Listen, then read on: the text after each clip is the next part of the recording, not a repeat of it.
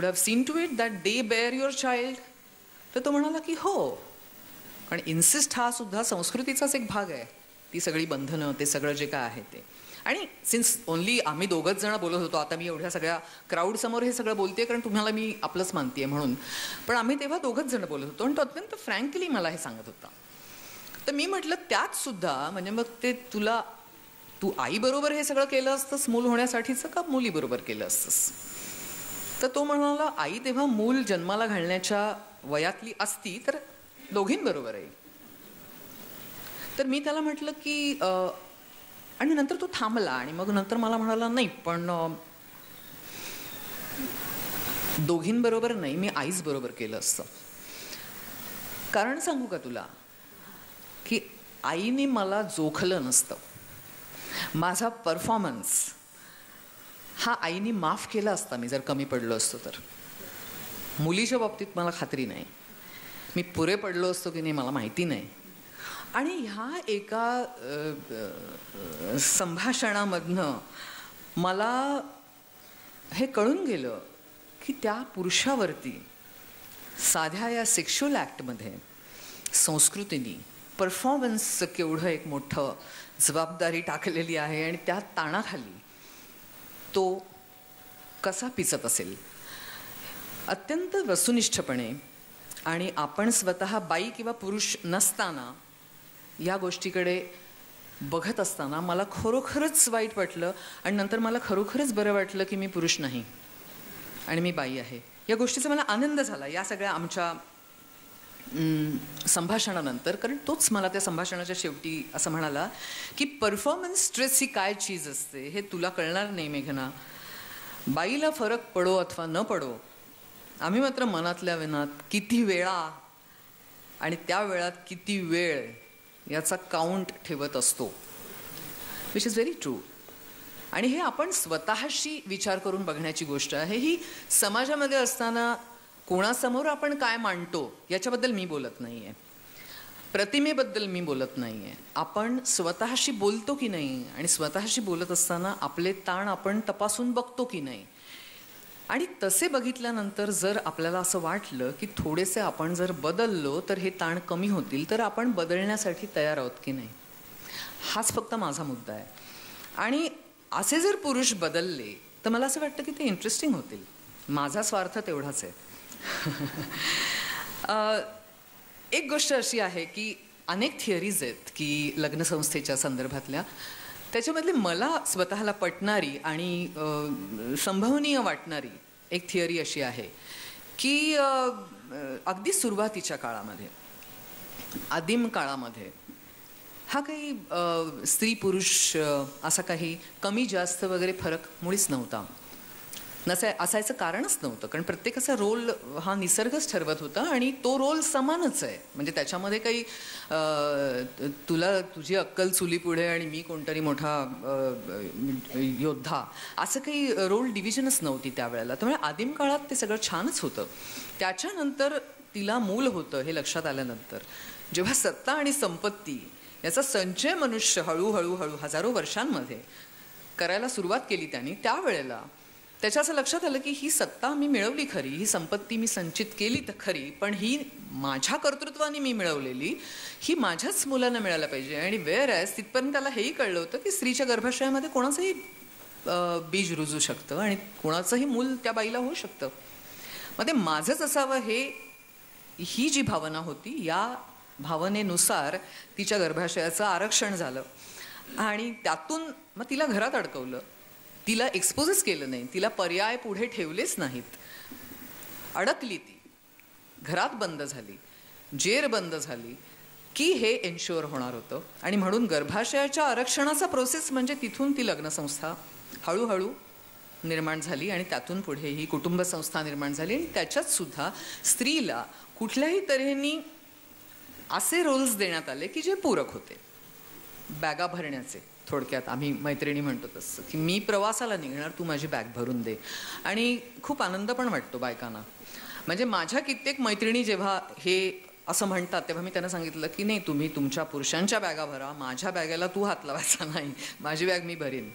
कित्येक बायकांना या प्रकारचं समर्पण या प्रकारचं पूरक असणं, या प्रकारचं मदत फक्त करणं आणि तुम्ही कर्तृत्व गाजवून या आणि ते गाजवून झाल्यानंतर त्याचे काही शिंतोडे उदारपणाने तुम्ही जर आमच्याही अंगावर उडवलेत तर आम्ही धन्य होऊ, आम्हीही पवित्र होऊ, अशी भावना आय एम सॉरी पण ती आजही आहे.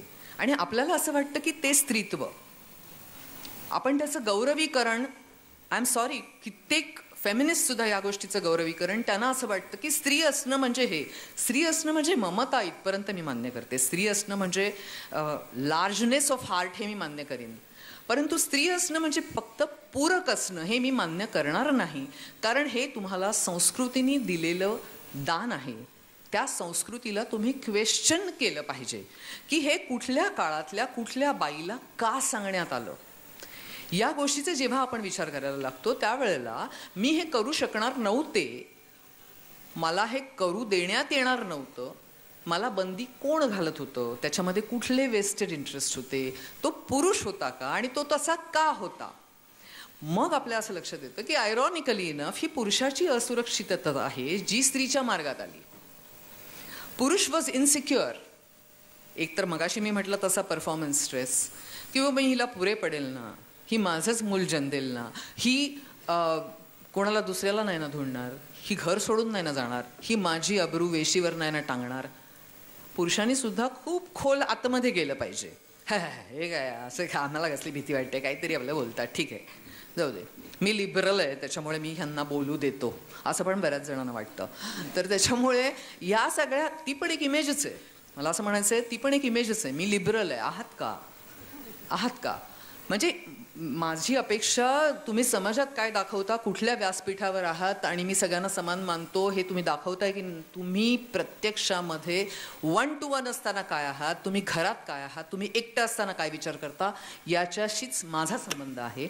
माझा इतर कोण काय म्हणतं ह्याच्याशी संबंध नाही.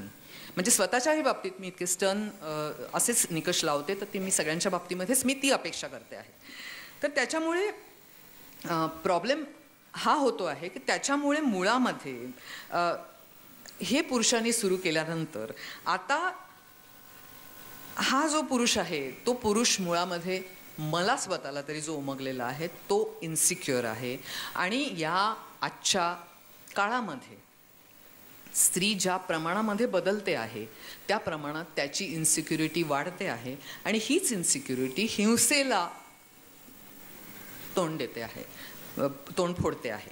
त्याच्यामधली हिंसा आज या दिसणाऱ्या पातळीवर येते, नेणीव येत. हिंसा सगळ्यांच्यातच आहे, बायकांच्यात हिंसा नाही असं मी मानणार नाही. बायकांच्यातही हिंसा तेवढीच आहे. फक्त बाईला संस्कृतीने काय शिकवलंय, तू त्याच्या थ्रू जग, त्याला करू दे जे काय. राजे हा गड घ्या की राजे गेले आणि त्याने तो गड घेतला. जिजामाता घोड्यावर नाही बसली. मागे एकदा मी असं म्हटलं होतं की तुम्ही कर्तबगार स्त्रिया ज्या आहेत त्यांचं प्लीज तुम्ही वैवाहिक स्टेटस जे आहे ते बघा आणि विवाहात असताना त्यांना ते कर्तृत्व दाखवता आलं की नाही बघा, नुसतं बघा.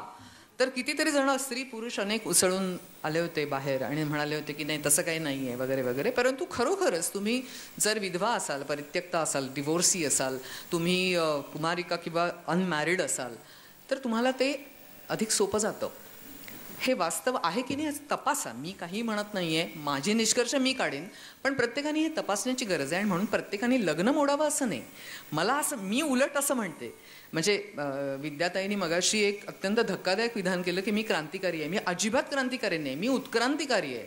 पण मला असं वाटतं की उत्क्रांतीमध्ये जे बदल होत आहेत आणि जे सावकाश होत आहेत ते तरी व्हावेत, ते तरी होत आहेत की नाही, हा माझा मुद्दा आहे. तर त्याच्यामुळे क्रांती म्हणजे काय, शेवटी जी ज्या वेळेला होते त्याच्या आधी काहीतरी बराच काळ खदखदत असतं, म्हणूनच ती एका दिवशी होते.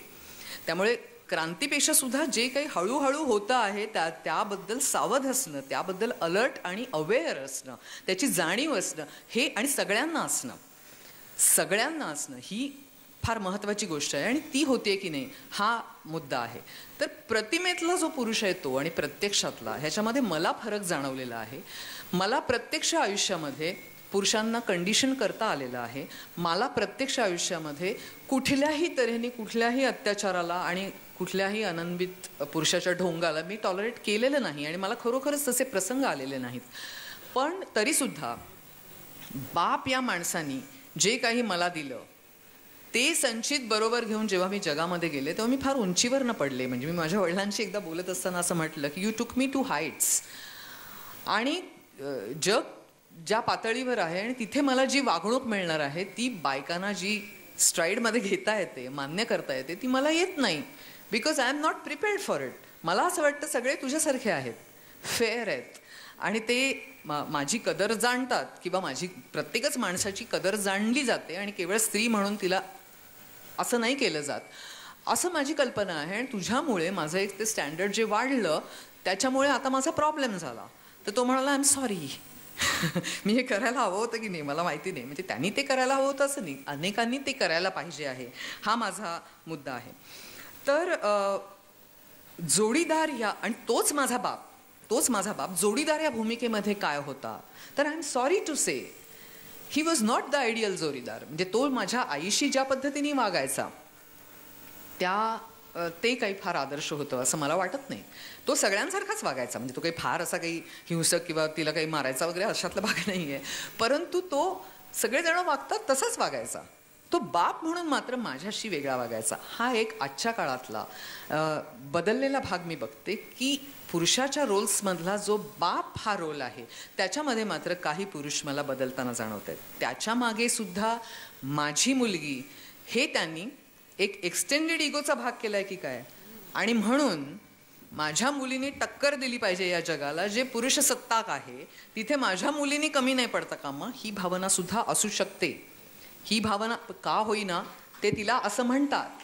त्याच्यानंतर प्रॉब्लेम असा होतो की त्या मुलीचं लग्न होतं किंवा शी स्टार्ट्स लिव्हिंग इन, काहीही म्हणा तुम्ही, लग्नच होतं असं नाही, परंतु तिला ती जी जोडीदार म्हणून निवडते तो जोडीदार मात्र त्याच्या आईनी बनवलेला असतो. आणि त्याच्या आईने काय केलेलं असतं, पुरुषासारखा पुरुष तू असा असलं पाहिजे. आणि हे केल्यानंतर नॅचरली तिला भयंकर भीती वाटते की ह्यानी जर काहीतरी समानता वगैरे फालतू गोष्टी तिच्या डोक्यामध्ये आल्या आणि काहीतरी तो एफिमिनेट होईल का. तर मी मध्यंतरी म्हटलं तसं की I don't think any science has proved that your erection is affected because of that. No, त्याच्यामुळे ही काळजी करण्याचं कारण नाही आहे. मला असं वाटतं की तुम्ही फेअर असणं म्हणजे तुम्ही एफिमिनेट किंवा बायकी अशा अर्थाने जे मी म्हणतात तसं चांगल्या बाईसारखे तुम्ही झालात तर मगाशी तो म्हणाला तसं तुम्ही महात्मा होता. परंतु एफिमिनेट तुम्ही व्हाल ही बाईची तुम्ही काय जी सुधारणा जे आपण म्हणतो तसं शिवाजी शेजारी जन्माला यावा, माझा मुलगा शिवाजी नको, तो आपला क्लार्क झालेला बरा, त्याची आपली एक रेग्युलर सॅलरीड नोकरी असावी, तशा पद्धतीने मी म्हणते आपल्याला नेहमीच बदल हा बाहेर व्हावा, दुसरीकडे व्हावा आणि नंतर let me follow, I don't want to start anything. त्याची एक किंमत असते, ती किंमत आपल्याला द्यायची नसते कारण ती किंमत काय आहे हे आपल्याला माहिती नाही. माझा नेहमी प्रॉब्लेम हाच आहे की बाईसुद्धा बदलाला घाबरते. ह्याचं कारण ती किंमत उलगडत जाणार असते. Even when Vidyatai took certain decisions about her life, she was once telling me की त्यांनी खूप उशिरा हे निर्णय घेतले, परंतु ते निर्णय घेताना नेहमीच त्यांना पूर्णपणे कळलं होतं ह्याची काय किंमत आहे. असं नाही आहे.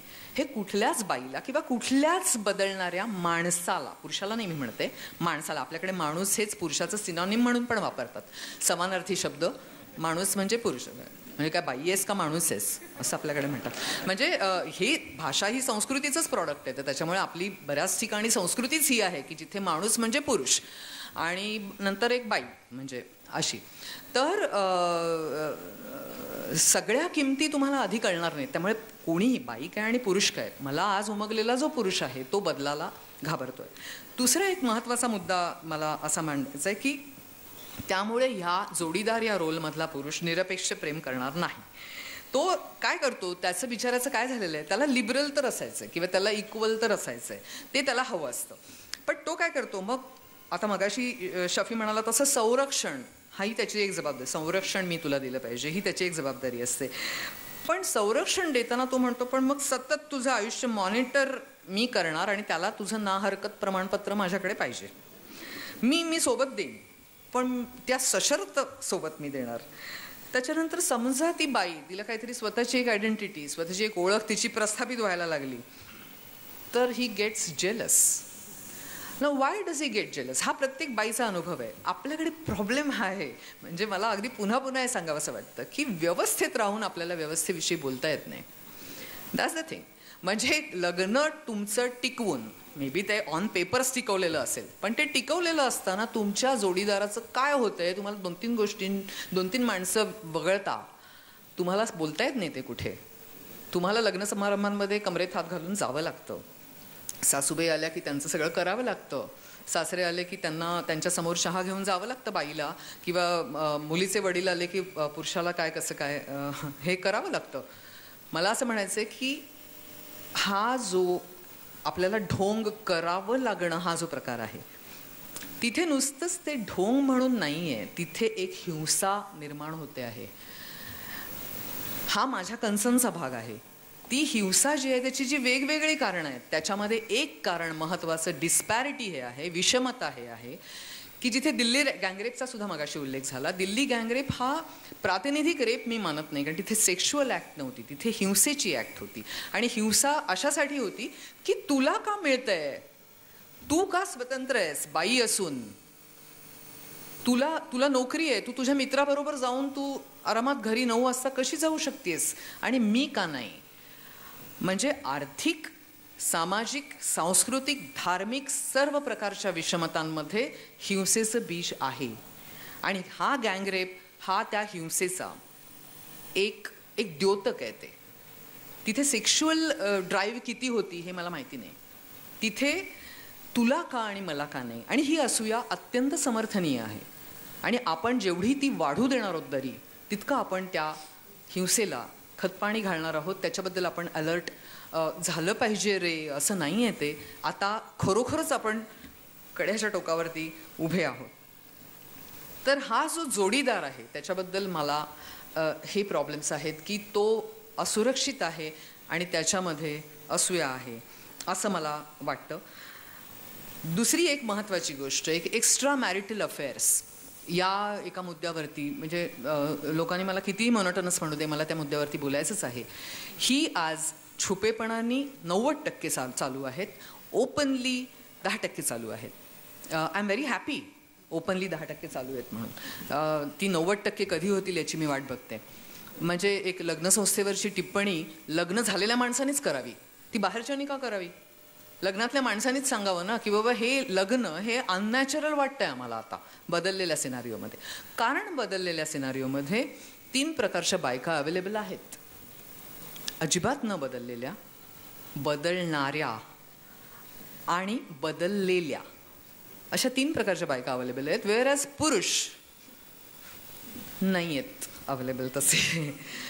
पुरुष फार कमी बदलतायत आणि बदललेले पुरुष तर म्हणजे पांढरा कावळा जेवढा रेअर आहे तेवढे आहेत.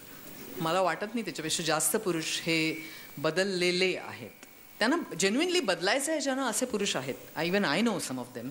पण न बदललेलेच जास्त आहेत. आणि न बदललेल्या पुरुषांचं होतं आहे काय की त्यांना घरी न बदललेली स्त्री बायको म्हणून मिळते. ती त्यांचं ठरलेल्या परंपरेप्रमाणे सगळं करते, बॅगा भरणं वगैरे. आणि बदललेली एक स्त्री पुन्हा एक अवेलेबल आहे. आणि बदललेली स्त्री ही स्वायत्त आहे, ती आर्थिकदृष्ट्या स्वतंत्र आहे, तिला स्वतःच्या आयुष्यामध्ये काही स्वतःचे गोल्स आहेत, ते ती परस्यू करत असते. तिला सुद्धा फुल टाईम हजबंड परवडत नाही, पार्ट टाईम मित्रच परवडतो. तर त्याच्यामुळे ती पूर्णपणे त्यांना मान्य नसते. पण एक कमरेखालची एक्साइटमेंट आणि दिलोदिमाग म्हणजे डोक्याची एक्साइटमेंट ही तिच्याबरोबर मिळू शकते. लुक्स लाईक की हे पुरुष हे best of both the worlds त्यांना मिळतं आहे आणि हे पुरुष दोन्ही ठिकाणी विनर आहेत. हा विरोधाभास आहे. भास आहे हे महत्त्वाचं आहे, आभास आहे हे महत्त्वाचं आहे. हे पुरुष विनर नाहीत. They lose on both the counts. कुठल्या निकषावर? मनशांती या निकषावर. आणि आपण सगळ्या दृष्टीने विचार करतो, तुमचं सामाजिक स्थान, त्याच्यानंतर तुमचा पैसा, तुमचं बाकी सगळं, career. Nobody cares for peace of mind. ही आज अतिशय दुःखाची गोष्ट आहे. किती जण आपण पीसफुल आहोत आणि या छोट्या छोट्या कॉम्प्रोमाइजेसनी आपल्या पीसमध्ये, आपल्या शांतीमध्ये, मनशांतीमध्ये काचा रुतत जातात, हे आपण मान्य करतो की नाही, हा मुद्दा आहे. आणि हे इंडिव्हिज्युअली प्रत्येक जणांनी मायक्रो लेवलला ठरवायचे, पण हे डिफिकल्ट आहे. त्यामुळे कोणीही हे मान्य सहजासहजी करणार नाही आणि कोणीही या रस्त्यावरती सहजासहजी जाणार नाही, हे मला अगदी मान्य आहे. पण बदललेल्या बायका अवेलेबल असणं, यामुळे न बदललेले पुरुष हे एक्स्ट्रा मॅरिटल अफेअर्स त्यांच्यामुळे ही होऊ शकतायत. हा आजचा सिनारिओ आहे, आपल्याला आवडो अथवा न आवडो. कित्येक ठिकाणी घरी बायकोला माहिती आहे, तरीही ती त्याची बायको राहते. ह्याचं कारण असू दे ना, जाऊ दे, ते काय ठीक आहे.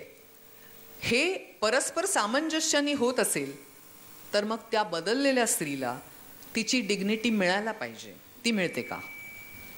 I care for her. कारण ती स्त्री, तुम्ही म्हणाल तिने जायचंच कशाला त्याच्यामध्ये, सोबत ही तिची पण गरज आहे. संरक्षण आणि पोशिंदा असणं वगैरे ही तिची गरज नाही आहे, पण सोबत ही प्रत्येक माणसाची गरज आहे. सहकारी, सहचर असणं ही प्रत्येक माणसाची गरज आहे. सेक्स ही तिची गरज आहे. मग तिने केवळ लग्न झालेला हा माणूस आहे म्हणून लग्न न झालेला एखादा अनइंटरेस्टिंग पुरुषच निवडायचा असं आहे का? तसं होणार नाहीये. तुम्ही ठरवलं म्हणून ते होणार नाहीये. तुम्ही